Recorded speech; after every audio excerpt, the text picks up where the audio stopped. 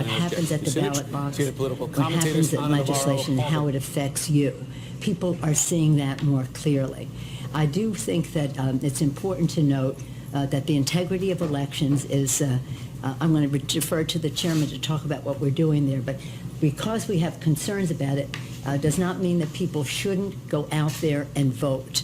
Do not let their scare tactics frighten you away from the polls. It's a technique, but it's not something that our founders would approve of. And with that, I'm going to defer back with great appreciation to our chairman to talk about the integrity of the elections and what we're doing about it. What I would just add about that as we open this up to questions as well is, one, we have a robust legal strategy associated with making sure that we're protecting the integrity of the voting process all across America.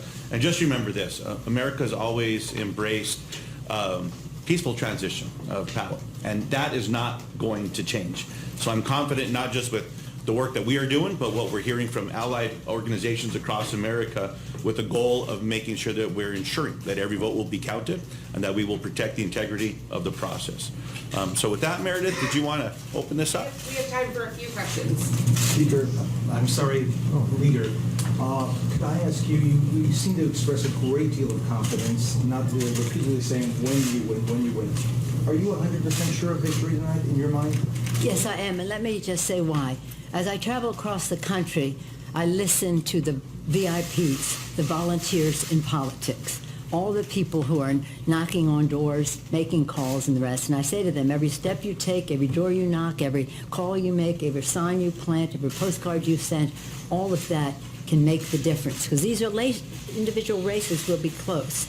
And the outpouring of mobilization by various groups, all working together, springs from the quality of our candidates. They're inspired by our candidates, and that's why they're getting out to vote. And our candidates know their why. They know why they are running. They know what they care about and can speak to it. They know how to communicate with the constituents as to how to represent them authentically. And again, the quality of our candidates, and thank you for the tremendous recruitment. Now, some of these people self-recruited, but the path to victory is something that we work together on. So because of the quality of our candidates, which inspires a tremendous grassroots operation, and you heard the chairman's statistics, I feel confident that we will win. It's just a question of what the size of victory is. Now, when people ask me, how is it a wave or a tsunami? I said all of those are drops of water. These races are very close across the country. Our chairman has said that the whole election could go on 25,000 votes, 500 here, 600 here. So that's why I say every step you take, every call you make. And it will be many drops of water. How many? A victory. How many more? A wave. How many more? A tsunami. Should the administration fear Democratic control of the House? Should the president fear anything that the Democrats will do if they get control of the House? Well, do you want him to have a second question? I mean, that's up to you. With that confidence in mind, what would you say? People are going to be voting the other way. What's your message to the people who don't come out to vote Democratic, vote the other way? How do you reconcile running the country? As I said, and maybe I wasn't as clear as I should have been, we are not going after the Republicans the way they went after us. We are not they.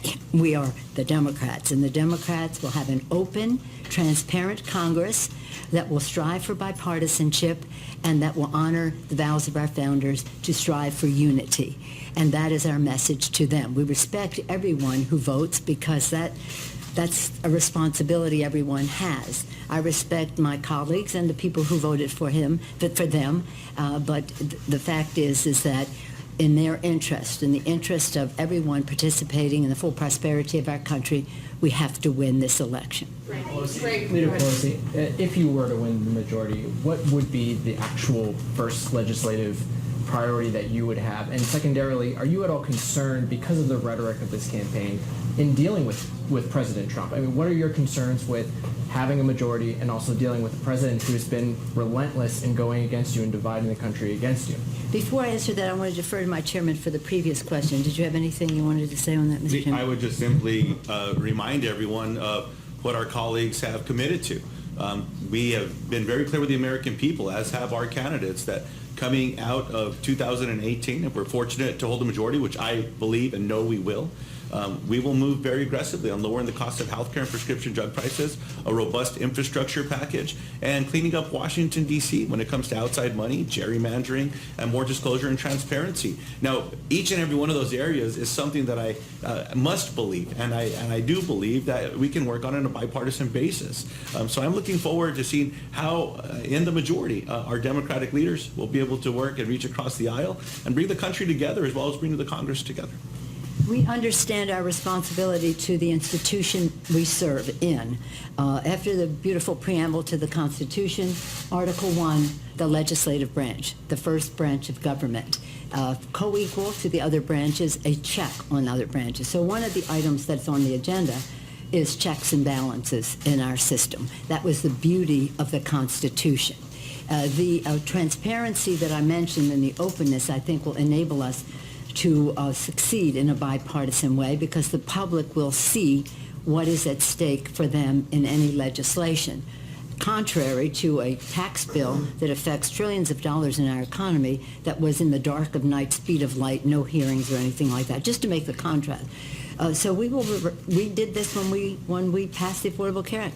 Hundreds of amendments, hours of hearings, public hearings, and the rest. So in any event, in terms of the president, I think that communicating with him is probably best done by way of the public. As President Lincoln said, public sentiment is everything. With it, you can accomplish almost anything. Without it, practically nothing. And so, obviously, we respect the office that he holds. We respect the offices that we hold. And we want the public to weigh in on these decisions. So I do believe that again, as the chairman spelled out, our For the People agenda about health care and jobs and integrity in government as a predicate. Let me just say this, and this is one thing we're hearing from all the groups around the country.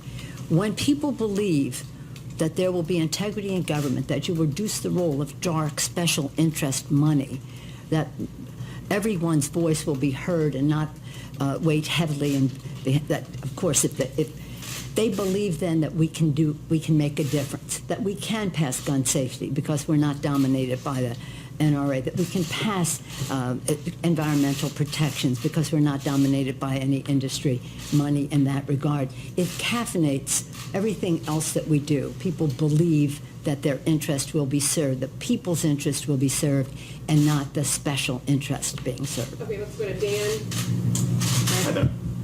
You said you're 100% confident that you'll win the majority tonight.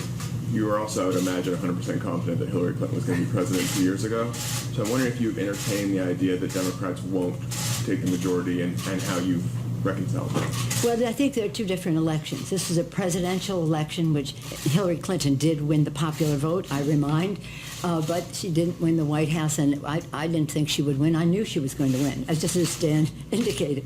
This is different, that we are one district at a time. This is very discreet, and we're making a judgment about one district at a time, where really the popular vote rules. It doesn't have to be subjected to the Electoral College. The popular vote rules. And so I feel very, very confident. And one other point just for you. When I'm listening to the grassroots people around the country, our VIPs, they say it's different from before. There's no ambiguity. Democrats are going out to vote. That anecdotally, people are hearing from Republicans that they're going to vote Democratic for the first time. But I'm not counting on that. Have you personally entertained that idea, though? The idea that the Democrats might not win? Well, we start with one vote. You know, we start with our definite districts, and we add one district at a time. We don't assume from the start that we've won, now let's cut back. We start one district at a time. And I 1 week ago, I first said, but you said before me, 2 days before me, we're going to win based on data. Let me just give you a couple of proof points as well in some of the swing districts across America. So I got these numbers right before I came down. What's normal is 50 to 80,000 doors knocked in GOTV weekend, including Election Day. So just remember that the numbers I'm going to give you do not include Election day, 50 to 80,000 is normal. Illinois 6 in Sean Castan's district, 100,000 doors knocked already, not including election day through GOTV weekend. Texas 32, 105,000 doors. New Jersey 7, 120,000 doors. Maine 2, 104,000 doors. New York 19, 175,000 doors. Virginia 7, 131,000 doors. California 25, 200,000 doors. California 10, 200,000 doors. So when we see the level of participation across America, it is encouraging. Max Rose on Staten Island had so many volunteers that they lined up across the island, almost one person per door that needed to be knocked on Saturday morning.